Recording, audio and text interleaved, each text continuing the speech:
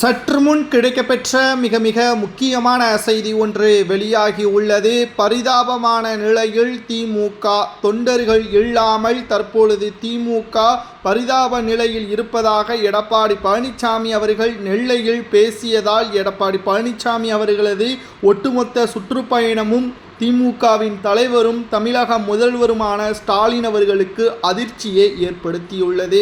பாளையங்கோட்டையில் நேற்று பிரச்சாரத்திற்கு சென்ற எடப்பாடி பழனிசாமி அவர்கள் அதிமுக என்ற ஒரு கட்சி இருக்கின்ற காரணத்தினால்தான் இன்று தமிழகத்தில் அதிகமானோர் படித்துள்ளனர் என்றும் கல்விக்கு அடித்தளமிட்டது அதிமுக தொழில் முதலீடு மாநாடு நடத்துவோம் என பொய்யான அறிவிப்பை வெளியிட்டு அதிமுக நடத்தியதை விட நாங்கள் மிக பிரம்மாண்டமாக நடத்துவோம் என்று பொய்யான தகவலை வெளியிட்ட திமுகவினர்கள் தற்பொழுது எந்த ஒரு மாநாடும் வேலைவாய்ப்பிற்காகவோ பள்ளி கல்விக்காகவோ நடைபெறவில்லை என்ற தகவலும் தற்பொழுது கிடைக்கப்பெற்றுள்ளது.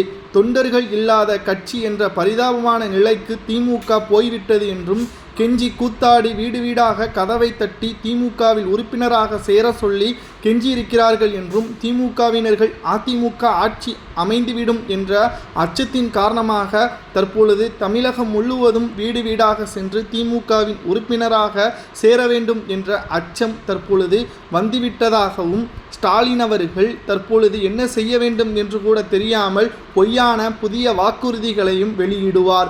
ஆனால் மக்கள் அதை நம்பிவிடக்கூடாது. திமுகவில் தற்பொழுது தொண்டர்கள் இல்லாமல் பரிதாபமான நிலை இருப்பதாகவும் எடப்பாடி பழனிசாமி அவர்கள் பேசியிருப்பது பரபரப்பை ஏற்படுத்தியுள்ளது. கடந்த 2021 சட்டசபை தேர்தலின் போது கூட எடப்பாடி பழனிசாமி அவர்கள் கூறியிருந்தார், திமுகவிற்கு ஓட்டுக்களை செலுத்த வேண்டாம், அவர்கள் சொன்ன வாக்குறுதிகள் அனைத்தும் போலியானதுதான்.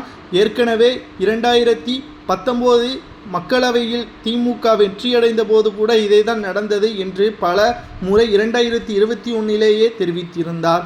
ஆனால் ஆட்சி மாற்றம் தேவை என்ற சூழலின் காரணமாக திமுக வெற்றியடைந்தது. ஆனால் இப்பொழுது மக்கள் உண்மையை புரிந்துவிட்டார்கள், யார் நல்லவர் யார் கெட்டவர் என்பதை புரிந்துவிட்டார்கள் என்றும் இனியும் திமுகவிற்கு மக்கள் ஆதரவுகளை கொடுக்க மாட்டார்கள். இரண்டாவது முறை அல்ல, இனி கோபாலபுரத்தில் இருந்து ஒருவர் கூட முதல்வராக பொறுப்பேற்க முடியாத அளவிற்கு மக்கள் செய்துவிட்டார்கள் என்றும் அனைத்திந்திய அண்ணா திராவிட முன்னேற்றக் கழகத்தின் பொதுச் செயலாளர் எடப்பாடி பழனிசாமி அவர்கள் தெரிவித்துள்ளார். தற்பொழுது எடப்பாடி பழனிசாமி அவர்களது ஒட்டுமொத்த பிரச்சாரமும் வெற்றிக்கு ஏற்படுத்தும் என்ற தகவலும் தற்பொழுது கிடைக்கப்பெற்றுள்ளது. தொண்டர்கள் இல்லாத கட்சி என்ற பரிதாபமான நிலைக்கு திமுக சென்றுவிட்டதாக எடப்பாடி கூறுவது சரியா தவறா என்பதை கமெண்ட் வாயிலாக மறக்காமல் கூறுங்கள்.